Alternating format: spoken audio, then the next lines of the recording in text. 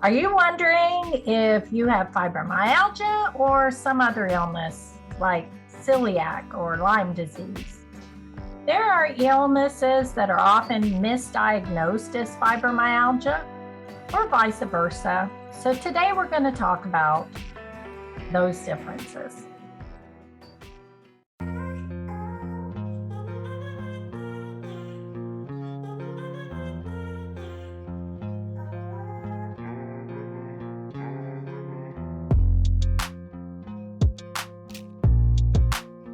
As you may know, fibromyalgia's hallmark symptoms are chronic, widespread pain in the musculoskeletal area, which often feels like it's in the skin and joints as well.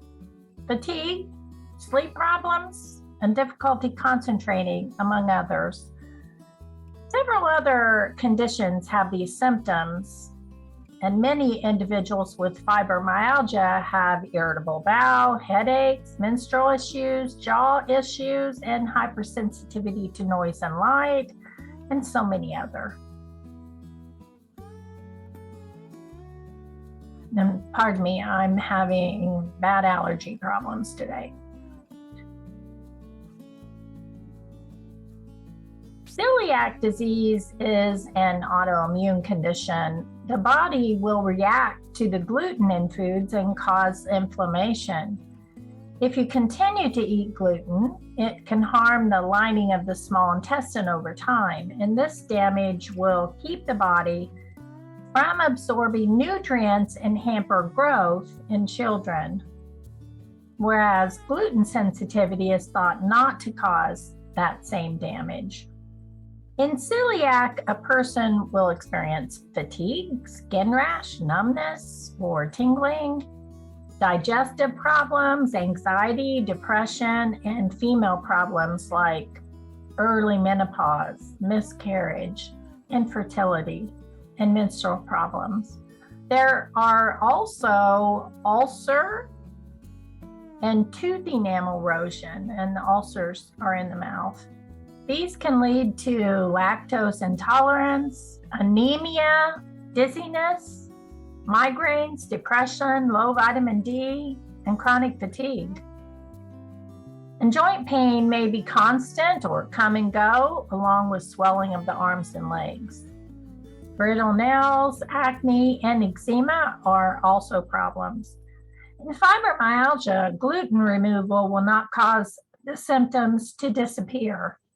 Blood tests, biopsy of the small intestine, and genetic tests can determine if you have celiac, but not gluten sensitivity. Removing the gluten will stop the symptoms. Lyme disease is caused by deer ticks and western black-legged ticks. A bacterium called Borrelia burgdorferi is the cause of Lyme disease. Most cases are found in the upper Midwest and the Northeast United States. Lyme disease causes fatigue, stiffness, arthritis pain, extreme headaches, sleep problems, and difficulty concentrating can begin in the later stages. Symptoms can come and go and return in later years. If Lyme disease is left untreated, Lyme arthritis occurs. The bacteria enter the joint tissue of an affected area, commonly the knee, and causes inflammation. When treated, the symptoms usually go away. In Lyme disease, stiffness is usually confined to the neck. A distinctive ring-like rash is typical. Antibiotics effectively treat Lyme disease for most people if it's administered early enough, but there is no medicine that eliminates fibro. A two-test process to diagnose Lyme is used, but reliability depends on how long a person has had the infection. If Lyme disease is left untreated, it will spread to the joints and organs, causing significant damage. Additionally, heart disease, arthritis, and nervous system problems become complications. In one study linked below, Lyme disease can trigger fibro. But as we know, antibiotics are not effective in the treatment of fibromyalgia.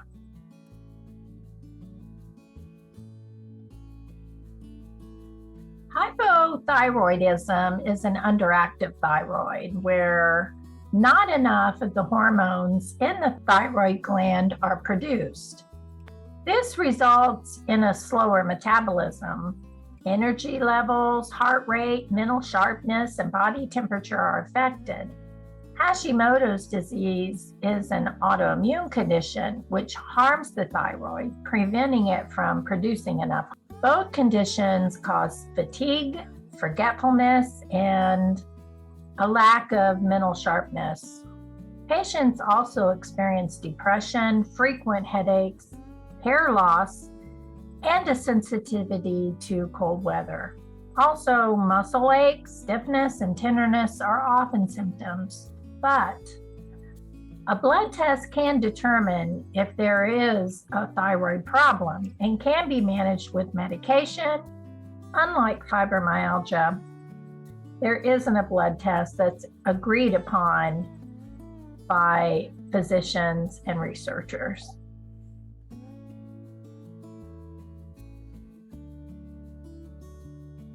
Chronic fatigue syndrome is also called this, or ME/CFS. I often hear people say they have chronic fatigue and fibromyalgia. These conditions are similar, and some doctors use the term as the same condition, but I'm not sure about that though. However, I do believe you can have both conditions at the same time. In chronic fatigue, the exhaustion can be debilitating and last for years. Due to the exhaustion, many people are unable to keep working. In chronic fatigue, there are theories that it's caused by a viral infection or psychological stress and triggered by a combination of factors. Patients will struggle with sleeping and wake unrefreshed. They'll have difficulties with memory, focus, and concentration. They'll have dizziness that worsens with moving from lying down or sitting or standing. They also experience muscle pain, enlarged lymph nodes in the neck or armpits.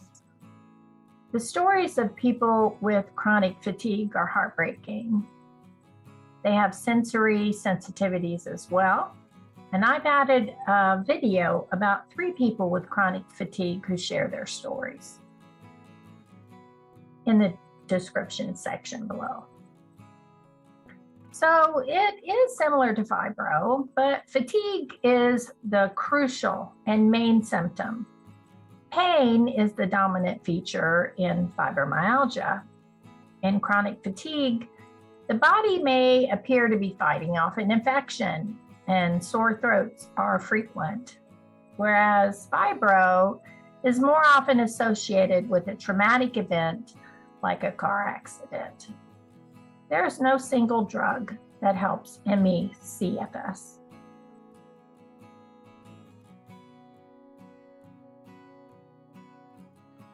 In myofascial pain syndrome, it's that web-like connective tissue that covers our muscles that's affected. And the trigger points within those muscles are sensitive to touch. It's usually caused by repetitive movements, caused by our jobs or hobbies.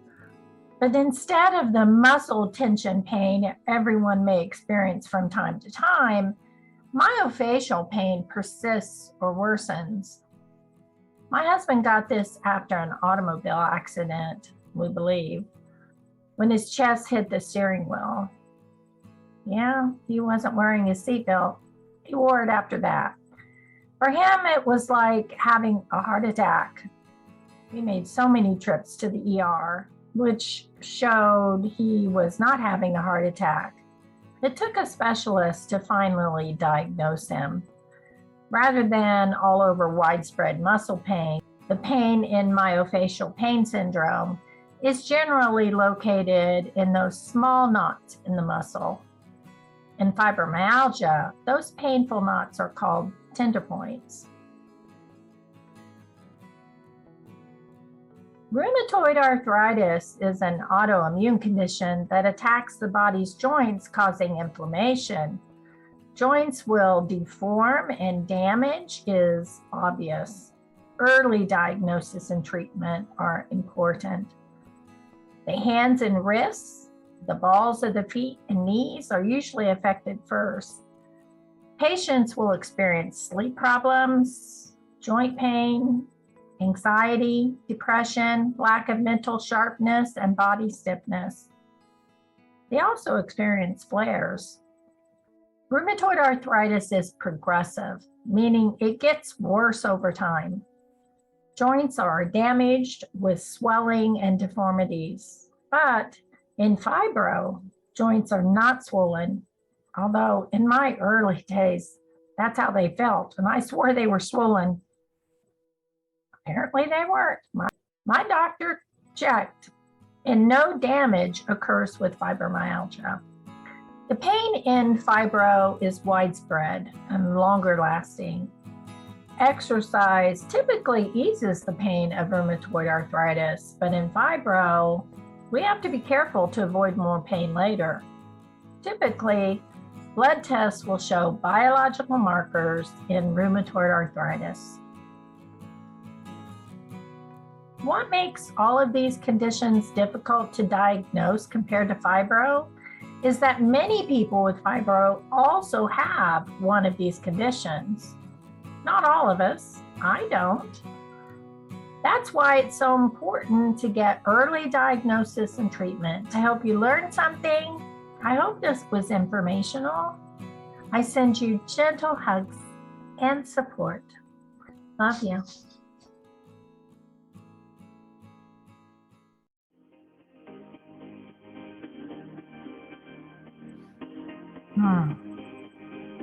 Do that again. Oh.